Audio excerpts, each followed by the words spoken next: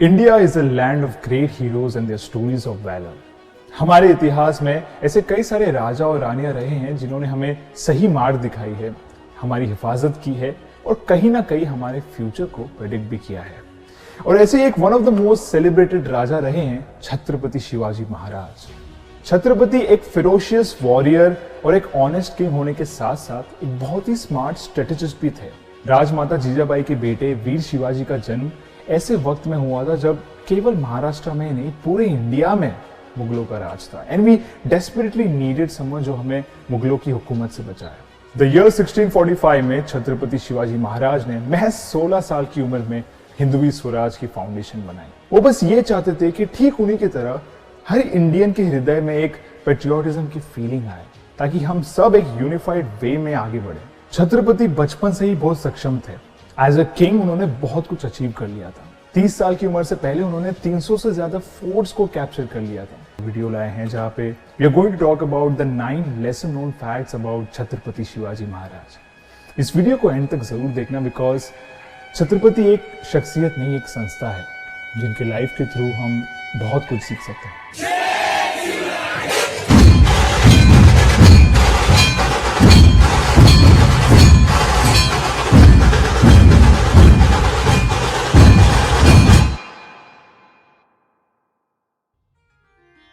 जैसे कि मैंने आपको कहा, छत्रपति शिवाजी महाराज अपने लाइफ टाइम में उन्होंने काफी सारे फोर्ट्स को, टेरिटरीज को, रीजन्स को कैप्चर किया था।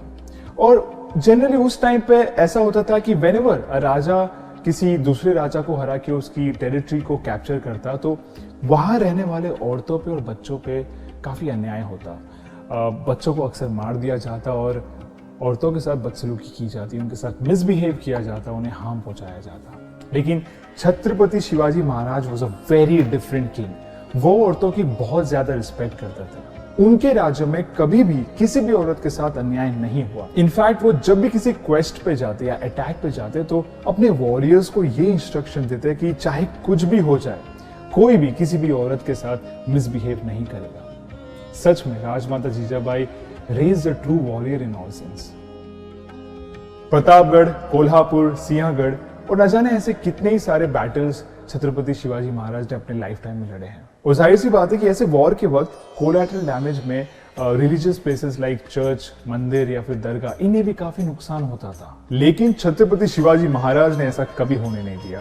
वो भले ही अपने फियर्स वे में अटैक करते थे, लेकिन उन्होंने हमेशा ये मेक श्योर किया कि वो किसी भी तरीके से किसी भी होली प्लेस को नुकसान नहीं पहुंचाएंगे। उन्होंने हमेशा as a king and as a person हर एक रिलीजन की रिस्पेक्ट करी। और वो ये चीज मानते थे कि many different religion can coexist together in a respectable way. In fact उनके आर्मी में भी कई सारे मुस्लिम वॉरियर्स थे जिन पे वो बहुत ज्यादा ट्रस्ट करते थे।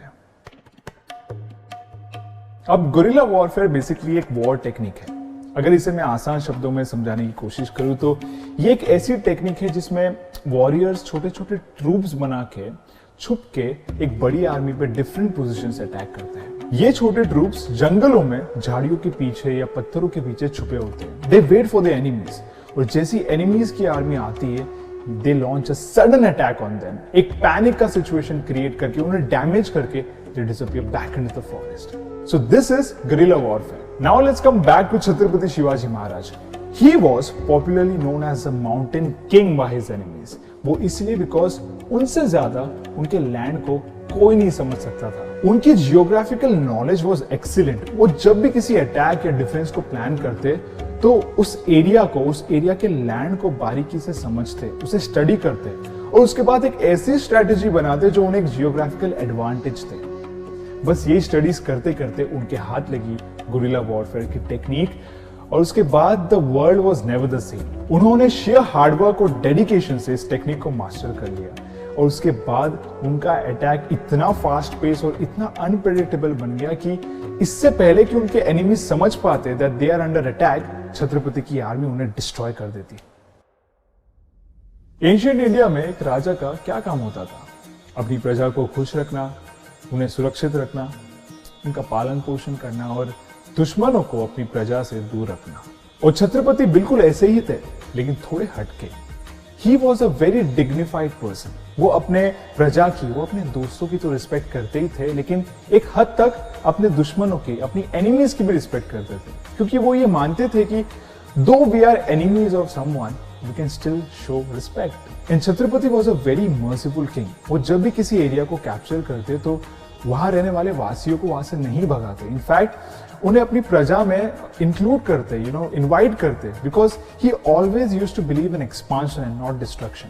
इनफैक्ट बैटल्स के वक्त जब भी उनका एनिमीज सरेंडर करने की कोशिश करता या फिर नेगोशिएट करने की कोशिश करता तो वो उस आइडिया को भी वेलकम करते हैं। वो किसी भी वॉर लाइक सिचुएशन को पीसफुल वे में सॉल्व करने की कोशिश करते हैं। Truly he was a GeM.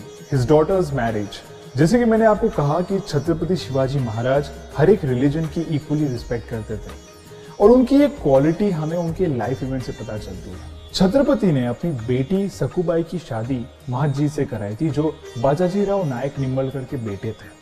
अब Bajaji Rao was converted to Islam by Aurangzeb, so to bring back Bajaji Rao to Hinduism and to stop forceful conversion, Chhatrapati Shivaji Maharaj let his daughter marry Mahadji. Chhatrapati Shivaji Maharaj merciful जरूर थे, but only for those who deserved it. Rapist, murderers या फिर criminals या ऐसे कोई लोग जो दूसरों को नुकसान पहुंचाते हैं, ऐसे लोगों के लिए छत्रपति के कोर्ट में दया की बिल्कुल जगह नहीं थी। वो हमेशा इंश्योर करते थे कि उनके कोर्ट में बुरे काम करने वालों को बुरी सी बुरी सजा मिले, ताकि लोग क्राइम करने से पहले डरे एंड जो प्रजा है, जो लोग हैं, उनका एक लीगल सिस्टम पे एक भरोसा हो। Chhatrapati Shivaji Maharaj is known as the father of Indian navy because वो पहले ऐसे राजा थे जिन्होंने नेवल फोर्सेस की इंपॉर्टेंस को रियलाइज किया। इस रियलाइजेशन के बाद उन्होंने स्ट्रेटेजिकली एक नेवी एस्टैब्लिश की और ये भी मेक श्योर किया कि उनके सारे फोर्ट्स जो है वो कोस्ट लाइन पे हो। इस वजह से वो पूरे के पूरे कोंकण रीजन को अच्छे से गार्ड कर सके। No wonder forts like Jaigarh, Vijaydurg, Sindhudurg and many others still stand to testify Shivaji Raje's idea, his efforts and his determination.